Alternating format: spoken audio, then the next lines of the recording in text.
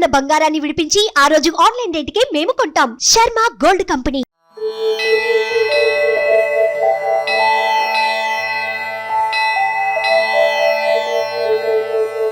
त्रिदलं त्रिगुणाकारं त्रिनेत्रं च त्रियायुधं त्रिजन्म पापसंहारम् एकबिल्वं शिवार्पणम् त्रिशाखैर्बिल्वपत्रैश्च अच्छिद्रैः कोमलैः शुभैः तव पूजां करिष्यामि एकबिल्वं शिवार्पणम्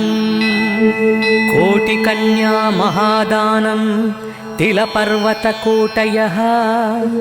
काञ्चनं शीलदानेन एकबिल्वं शिवार्पणम् काशीक्षेत्रनिवासं च कालभैरवदर्शनं प्रयागे माधवं दृष्ट्वा एकबिल्वं शिवार्पणम् इन्दुवारे व्रतं स्थित्वा निराहारो महेश्वराः नक्तं हौष्यामि देवेश एकबिल्वं शिवार्पणम्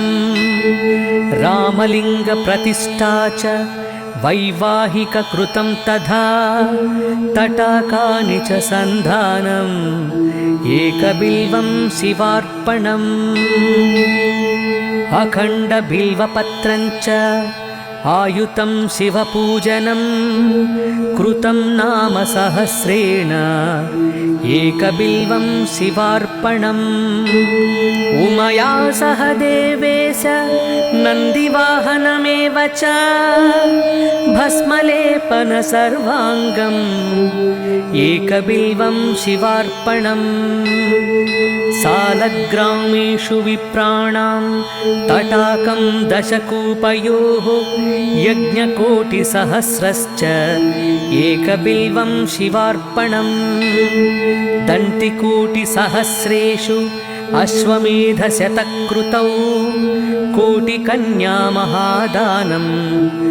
एकबिल्वं शिवार्पणम् बिल्वाणां दर्शनं पुण्यं स्पर्शनं पापनाशनम् अघोरपापसंहारम् एकबिल्वं शिवार्पणम् सहस्रवेदपाठेषु ब्रह्मस्थापनमुच्यते अनेकव्रतकोटीनाम् एकबिल्वं शिवार्पणम् अन्नदानसहस्रेषु सहस्रोपनयनं तथा अनेकजन्मपापानि एकबिल्वं शिवार्पणम् बिल्वस्तोत्रमिदं पुण्यं यः पठेत् शिवसन्निधौ शिवलोकमवाप्नोति एकबिल्वं शिवार्पणम्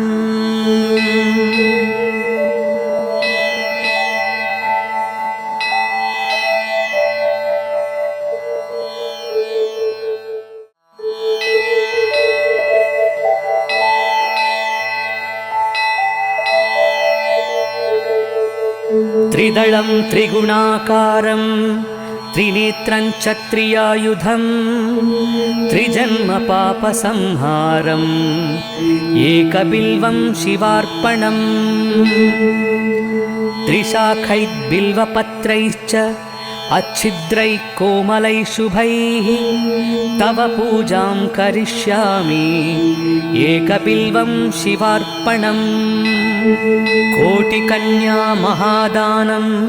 तिलपर्वतकोटयः काञ्चनं शीलदानेन एकबिल्वं शिवार्पणम् काशीक्षेत्रनिवासं च कालभैरवदर्शनं प्रयागे माधवं दृष्ट्वा एकबिल्वं शिवार्पणम्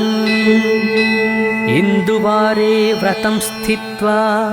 निराहारो महेश्वराः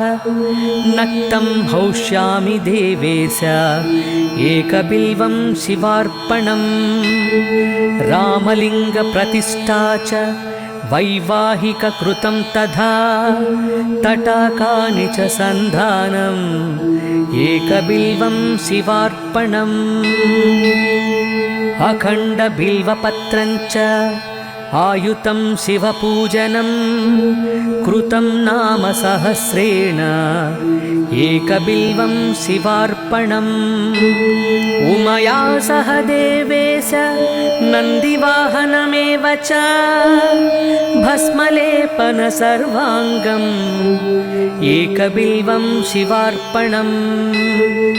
सालग्रामेषु विप्राणां तटाकं दशकूपयोः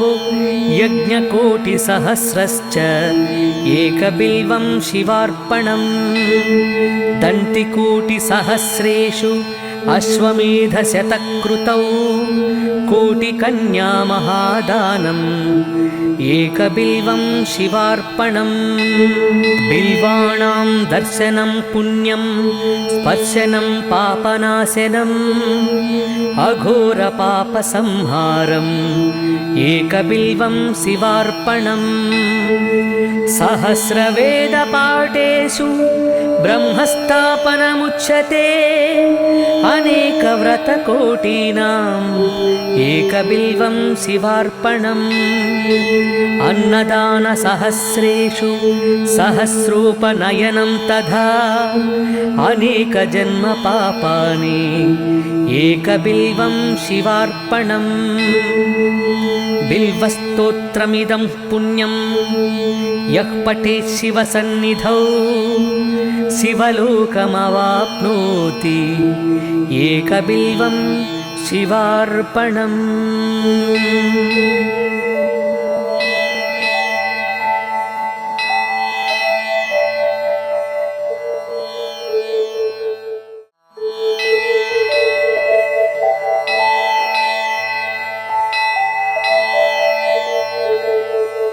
त्रिदलं त्रिगुणाकारं त्रिनेत्रं च त्रियायुधं त्रिजन्मपापसंहारम् एकबिल्वं शिवार्पणम् त्रिशाखैर्बिल्वपत्रैश्च अच्छिद्रैः कोमलैः शुभैः तव पूजां करिष्यामि एकबिल्वं शिवार्पणम् कोटिकन्या महादानं तिलपर्वतकोटयः काञ्चनं शीलदानेन एकबिल्वं शिवार्पणम् काशीक्षेत्रनिवासं च कालभैरवदर्शनं प्रयागे माधवं दृष्ट्वा एकबिल्वं शिवार्पणम् इन्दुवारे व्रतं स्थित्वा निराहारो महेश्वराः नक्तं हौष्यामि देवेश एकबिल्वं शिवार्पणम् रामलिङ्गप्रतिष्ठा च वैवाहिककृतं तथा तटाकानि च सन्धानम् एकबिल्वं शिवार्पणम् अखण्डबिल्वपत्रं च आयुतं शिवपूजनं कृतं नाम सहस्रेण एकबिल्वं शिवार्पणम् उमया सह देवेश नन्दिवाहनमेव च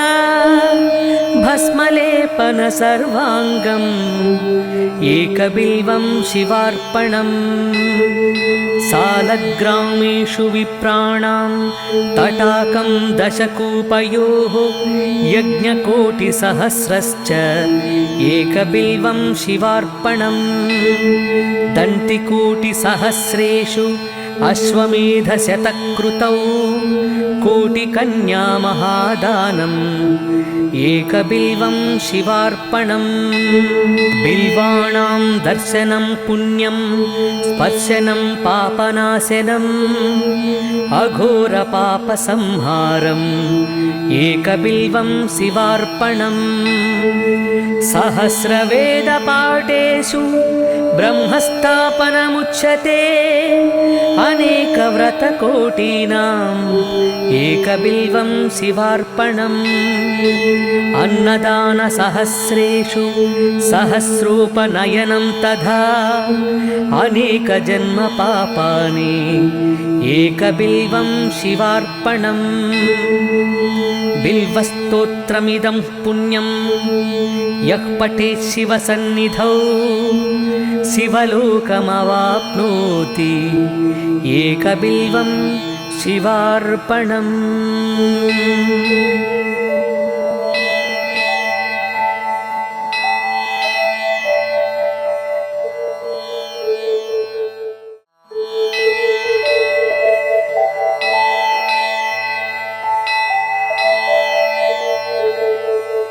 त्रिदलं त्रिगुणाकारं त्रिनेत्रं च त्रियायुधं त्रिजन्मपापसंहारम् एकबिल्वं शिवार्पणम् त्रिशाखैर्बिल्वपत्रैश्च अच्छिद्रैः कोमलैः शुभैः तव पूजां करिष्यामि एकबिल्वं शिवार्पणम् कोटिकन्या महादानं तिलपर्वतकोटयः काञ्चनं शीलदानेन एकबिल्वं शिवार्पणम् काशीक्षेत्रनिवासं च कालभैरवदर्शनं प्रयागे माधवं दृष्ट्वा एकबिल्वं शिवार्पणम् इन्दुवारे व्रतं स्थित्वा निराहारो महेश्वराः नक्तं हौष्यामि देवेश एकबिल्वं शिवार्पणम् रामलिङ्गप्रतिष्ठा च वैवाहिककृतं तथा तटाकानि च सन्धानम् एकबिल्वं शिवार्पणम् अखण्डबिल्वपत्रं च आयुतं शिवपूजनं कृतं नाम सहस्रेण एकबिल्वं शिवार्पणम् उमया सह देवेश नन्दिवाहनमेव च भस्मलेपन सर्वाङ्गम् एकबिल्वं शिवार्पणम् सालग्रामेषु विप्राणां तटाकं दशकूपयोः यज्ञकोटिसहस्रश्च एकबिल्वं शिवार्पणम् दण्टिकोटिसहस्रेषु अश्वमेधशतकृतौ कोटिकन्या महादानम् एकबिल्वं शिवार्पणम् बिल्वाणां दर्शनं पुण्यं स्पर्शनं पापनाशनम् अघोरपापसंहारम् एकबिल्वं शिवार्पणम् सहस्रवेदपाठेषु ब्रह्मस्थापनमुच्यते अनेकव्रतकोटीनाम् एकबिल्वं शिवार्पणम् अन्नदानसहस्रेषु सहस्रोपनयनं तथा अनेकजन्मपापानि एकबिल्वं शिवार्पणम् बिल्वस्तोत्रमिदं पुण्यं यः पठेत् शिवसन्निधौ शिवलोकमवाप्नोति एकबिल्वं शिवार्पणम्।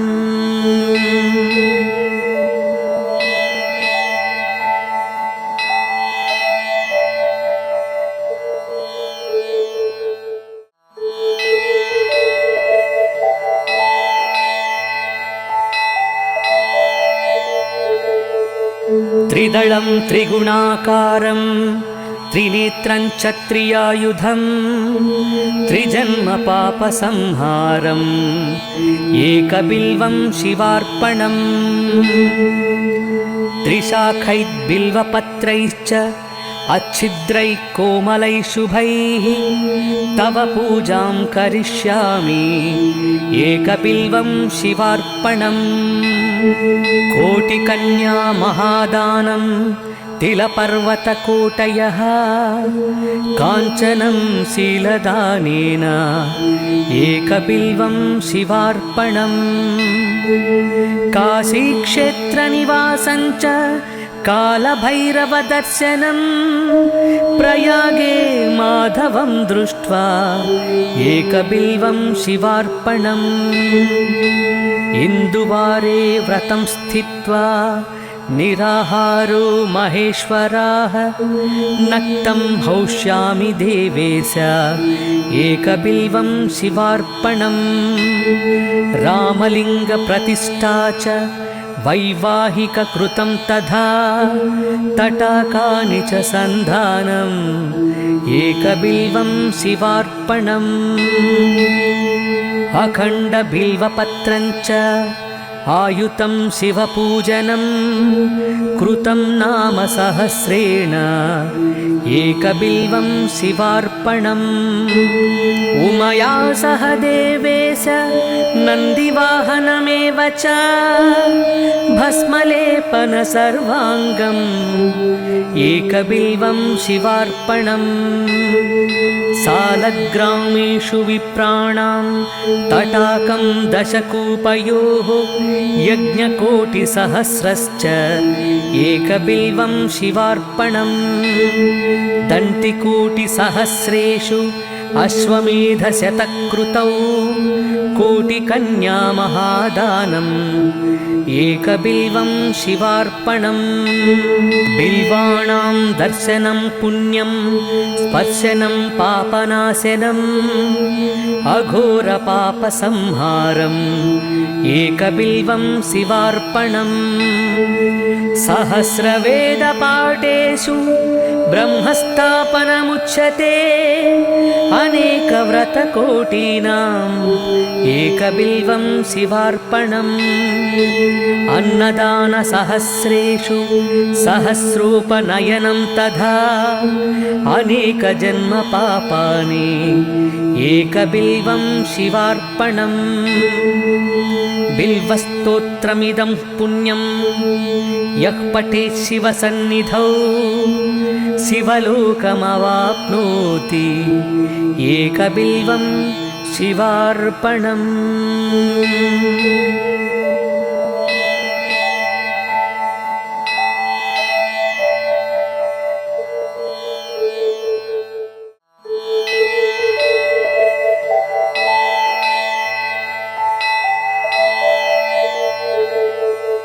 त्रिदलं त्रिगुणाकारं त्रिनेत्रं च त्रियायुधं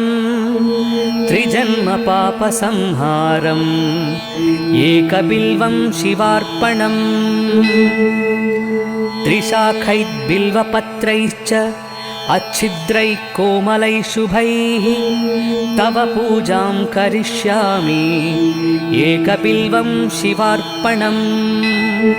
कोटिकन्या महादानं तिलपर्वतकोटयः काञ्चनं शीलदानेन एकबिल्वं शिवार्पणम् काशीक्षेत्रनिवासं च कालभैरवदर्शनं प्रयागे माधवं दृष्ट्वा एकबिल्वं शिवार्पणम् इन्दुवारे व्रतं स्थित्वा निराहारो महेश्वराः नक्तं हौष्यामि देवेश एकबिल्वं शिवार्पणम् रामलिङ्गप्रतिष्ठा च वैवाहिककृतं तथा तटाकानि च सन्धानम् एकबिल्वं शिवार्पणम् अखण्डबिल्वपत्रं च आयुतं शिवपूजनं कृतं नाम सहस्रेण एकबिल्वं शिवार्पणम् उमया सह देवेश नन्दिवाहनमेव च भस्मलेपन सर्वाङ्गम् एकबिल्वं शिवार्पणम् सालग्रामेषु विप्राणां तटाकं दशकूपयोः यज्ञकोटिसहस्रश्च एकबिल्वं शिवार्पणम् दन्तिकोटिसहस्रेषु अश्वमेधशतकृतौ कोटिकन्या महादानम् एकबिल्वं शिवार्पणम् बिल्वाणां दर्शनं पुण्यं स्पर्शनं पापनाशनम् अघोरपापसंहारम् एकबिल्वं शिवार्पणम् सहस्रवेदपाठेषु ब्रह्मस्थापनमुच्यते अनेकव्रतकोटीनाम् एकबिल्वं शिवार्पणम् अन्नदानसहस्रेषु सहस्रोपनयनं तथा अनेकजन्मपापानि एकबिल्वं शिवार्पणम् बिल्वस्तोत्रमिदं पुण्यं यः पठेत् शिवसन्निधौ शिवलोकमवाप्नोति एकबिल्वं शिवार्पणम्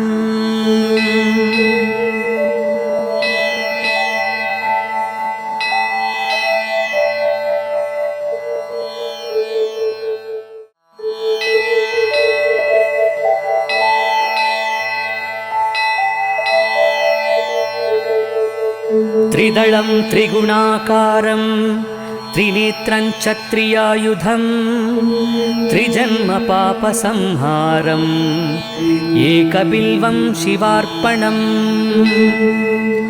त्रिशाखैर्बिल्वपत्रैश्च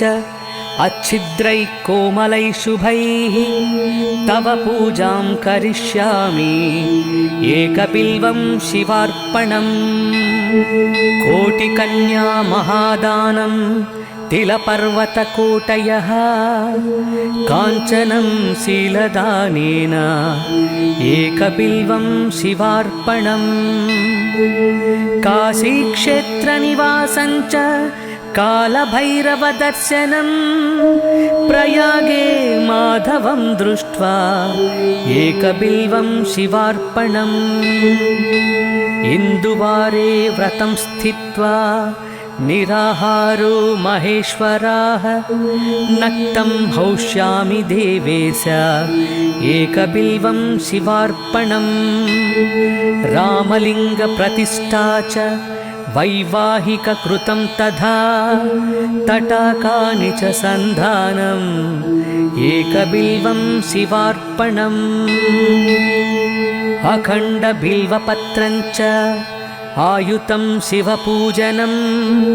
कृतं नाम सहस्रेण एकबिल्वं शिवार्पणम् उमया सह देवेश नन्दिवाहनमेव च भस्मलेपन सर्वाङ्गम् एकबिल्वं शिवार्पणम् सालग्रामेषु विप्राणां तटाकं दशकूपयोः यज्ञकोटिसहस्रश्च एकबिल्वं शिवार्पणम् दन्तिकोटिसहस्रेषु अश्वमेधशतकृतौ कोटिकन्या महादानम् एकबिल्वं शिवार्पणम् बिल्वाणां दर्शनं पुण्यं स्पर्शनं पापनाशनम्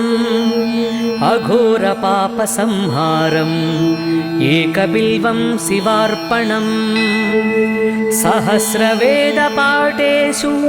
ब्रह्मस्थापनमुच्यते अनेकव्रतकोटीनाम् एकबिल्वं शिवार्पणम् अन्नदानसहस्रेषु सहस्रोपनयनं तथा अनेकजन्मपापानि एकबिल्वं शिवार्पणम् बिल्वस्तोत्रमिदं पुण्यं यः पठेत् शिवसन्निधौ शिवलोकमवाप्नोति एकबिल्वं शिवार्पणम्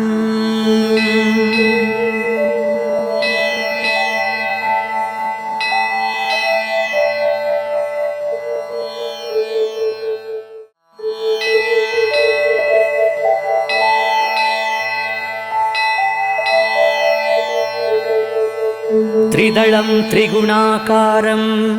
त्रिनेत्रं च त्रियायुधं त्रिजन्म पापसंहारम् एकबिल्वं शिवार्पणम् त्रिशाखैर्बिल्वपत्रैश्च अच्छिद्रैः कोमलैः शुभैः तव पूजां करिष्यामि एकबिल्वं शिवार्पणम् कोटिकन्या महादानं तिलपर्वतकोटयः काञ्चनं शीलदानेन एकबिल्वं शिवार्पणम् काशीक्षेत्रनिवासं च कालभैरवदर्शनं प्रयागे माधवं दृष्ट्वा एकबिल्वं शिवार्पणम् इन्दुवारे व्रतं स्थित्वा निराहारो महेश्वराः नक्तं हौष्यामि देवेश एकबिल्वं शिवार्पणम् रामलिङ्गप्रतिष्ठा च वैवाहिककृतं तथा तटाकानि च सन्धानम् एकबिल्वं शिवार्पणम् अखण्डबिल्वपत्रं च आयुतं शिवपूजनं कृतं नाम सहस्रेण एकबिल्वं शिवार्पणम् उमया सह देवेश नन्दिवाहनमेव च भस्मलेपन सर्वाङ्गम् एकबिल्वं शिवार्पणम् सालग्रामेषु विप्राणां तटाकं दशकूपयोः यज्ञकोटिसहस्रश्च एकबिल्वं शिवार्पणम् दन्तिकोटिसहस्रेषु अश्वमेधशतकृतौ कोटिकन्या महादानम् एकबिल्वं शिवार्पणम् बिल्वाणां दर्शनं पुण्यं स्पर्शनं पापनाशनम् अघोरपापसंहारम् एकबिल्वं शिवार्पणम् सहस्रवेदपाठेषु ब्रह्मस्थापनमुच्यते अनेकव्रतकोटीनाम् एकबिल्वं शिवार्पणम् अन्नदानसहस्रेषु सहस्रोपनयनं तथा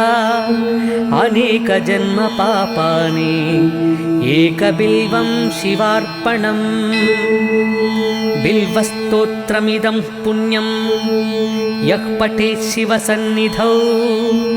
शिवलोकमवाप्नोति एकबिल्वं शिवार्पणम्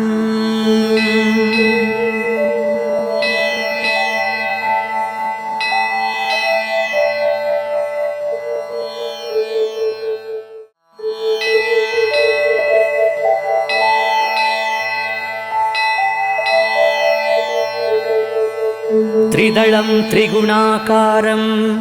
त्रिनेत्रं च त्रियायुधं त्रिजन्म पापसंहारम्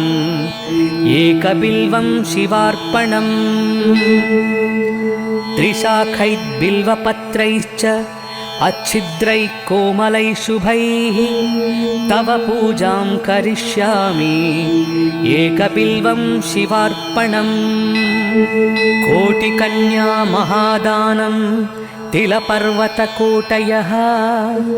काञ्चनं शीलदानेन एकबिल्वं शिवार्पणम्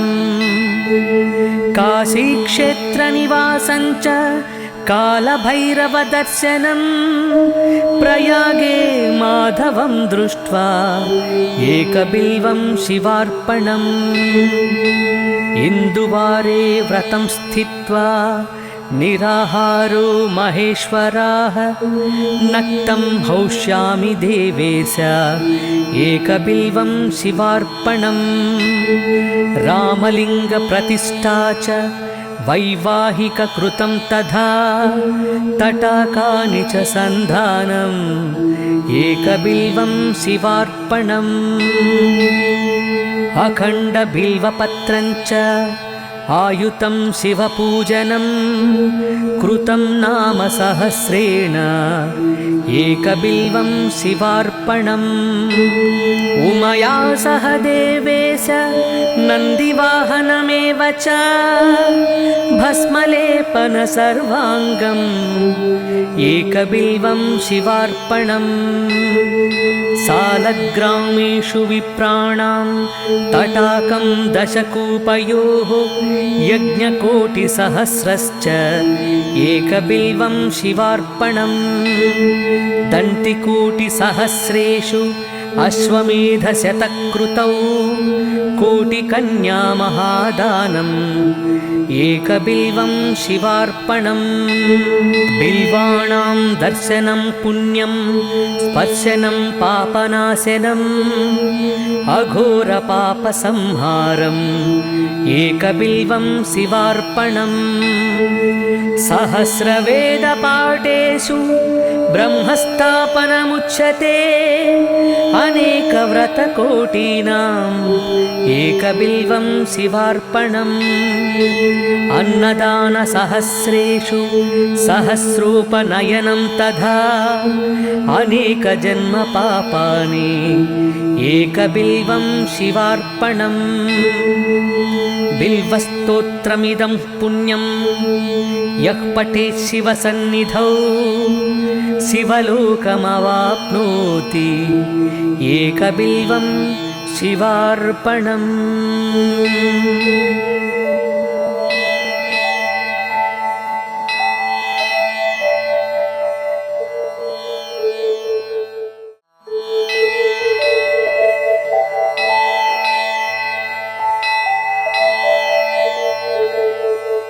त्रिदलं त्रिगुणाकारं त्रिनेत्रं च त्रियायुधं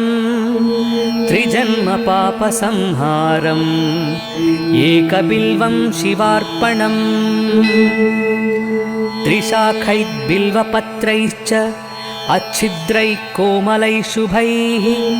तव पूजां करिष्यामि एकबिल्वं शिवार्पणम् कोटिकन्या महादानं तिलपर्वतकोटयः काञ्चनं शीलदानेन एकबिल्वं शिवार्पणम् काशीक्षेत्रनिवासं च कालभैरवदर्शनं प्रयागे माधवं दृष्ट्वा एकबिल्वं शिवार्पणम् इन्दुवारे व्रतं स्थित्वा निराहारो महेश्वराः नक्तं हौष्यामि देवेश एकबिल्वं शिवार्पणम् रामलिङ्गप्रतिष्ठा च वैवाहिककृतं तथा तटाकानि च सन्धानम् एकबिल्वं शिवार्पणम् अखण्डबिल्वपत्रं च आयुतं शिवपूजनं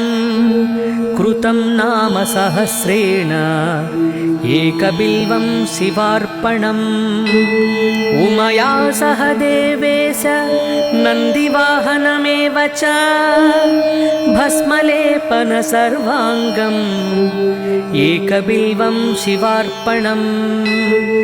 सालग्रामेषु विप्राणां तटाकं दशकूपयोः यज्ञकोटिसहस्रश्च एकबिल्वं शिवार्पणम् दन्तिकोटिसहस्रेषु अश्वमेधशतकृतौ कोटिकन्या महादानम् एकबिल्वं शिवार्पणम् बिल्वाणां दर्शनं पुण्यं स्पर्शनं पापनाशनम् अघोरपापसंहारम् एकबिल्वं शिवार्पणम् सहस्रवेदपाठेषु ब्रह्मस्थापनमुच्यते अनेकव्रतकोटीनाम् एकबिल्वं शिवार्पणम् अन्नदानसहस्रेषु सहस्रोपनयनं तथा अनेकजन्मपापानि एकबिल्वं शिवार्पणम् बिल्वस्तोत्रमिदं पुण्यं यः पठेत् शिवसन्निधौ शिवलोकमवाप्नोति एकबिल्वं शिवार्पणम्।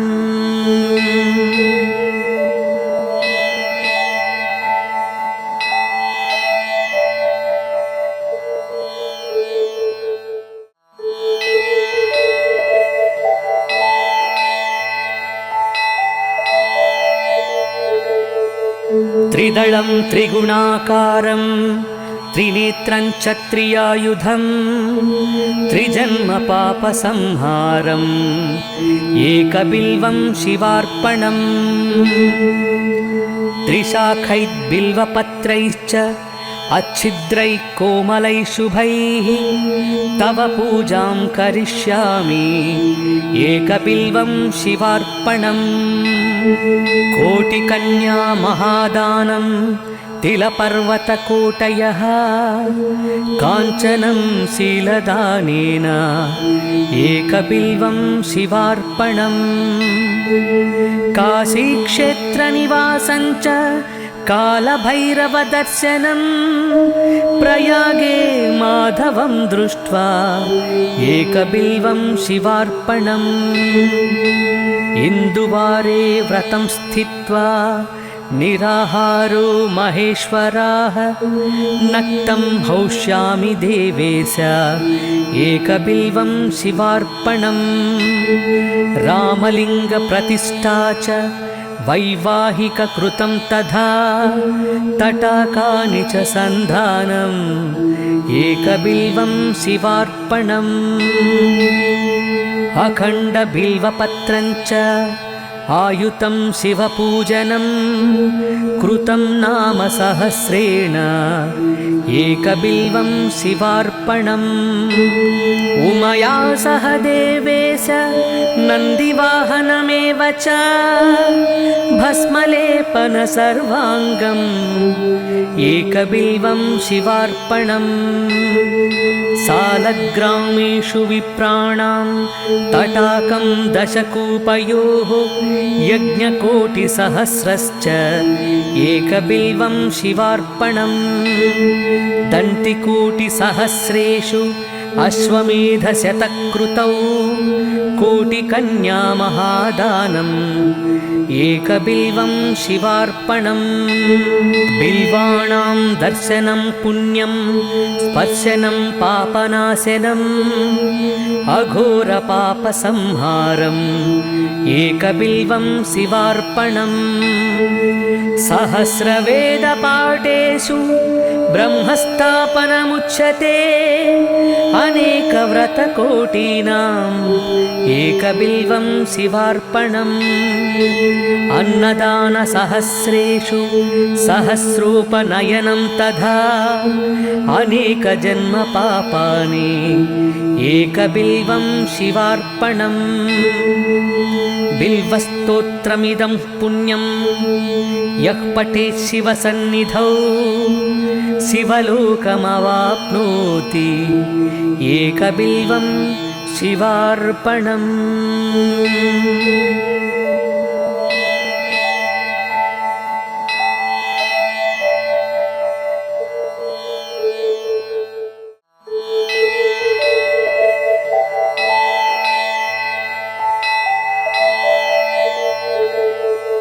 त्रिदलं त्रिगुणाकारं त्रिनेत्रं च त्रियायुधं त्रिजन्मपापसंहारम् एकबिल्वं शिवार्पणम्। त्रिशाखैर्बिल्वपत्रैश्च अच्छिद्रैः कोमलैः शुभैः तव पूजां करिष्यामि एकबिल्वं शिवार्पणम्। कोटिकन्या महादानं तिलपर्वतकोटयः काञ्चनं शीलदानेन एकबिल्वं शिवार्पणम्। काशीक्षेत्रनिवासं च कालभैरवदर्शनं प्रयागे माधवं दृष्ट्वा एकबिल्वं शिवार्पणम्। इन्दुवारे व्रतं स्थित्वा निराहारो महेश्वराः नक्तं हौष्यामि देवेश एकबिल्वं शिवार्पणम् रामलिङ्गप्रतिष्ठा च वैवाहिककृतं तथा तटाकानि च सन्धानम् एकबिल्वं शिवार्पणम् अखण्डबिल्वपत्रं च आयुतं शिवपूजनं कृतं नाम सहस्रेण एकबिल्वं शिवार्पणम् उमया सह देवेश नन्दिवाहनमेव च भस्मलेपन सर्वाङ्गम् एकबिल्वं शिवार्पणम् सालग्रामेषु विप्राणां तटाकं दशकूपयोः यज्ञकोटिसहस्रश्च एकबिल्वं शिवार्पणम् दन्तिकोटिसहस्रेषु अश्वमेधशतकृतौ कोटिकन्यामहादानम् एकबिल्वं शिवार्पणम् बिल्वाणां दर्शनं पुण्यं स्पर्शनं पापनाशनम् अघोरपापसंहारम् एकबिल्वं शिवार्पणम् सहस्रवेदपाठेषु ब्रह्मस्थापनमुच्यते अनेकव्रतकोटीनाम् एकबिल्वं शिवार्पणम् अन्नदानसहस्रेषु सहस्रोपनयनं तथा अनेकजन्मपापानि एकबिल्वं शिवार्पणम् बिल्वस्तोत्रमिदं पुण्यं यः पठेत् शिवसन्निधौ शिवलोकमवाप्नोति एकबिल्वं शिवार्पणम्।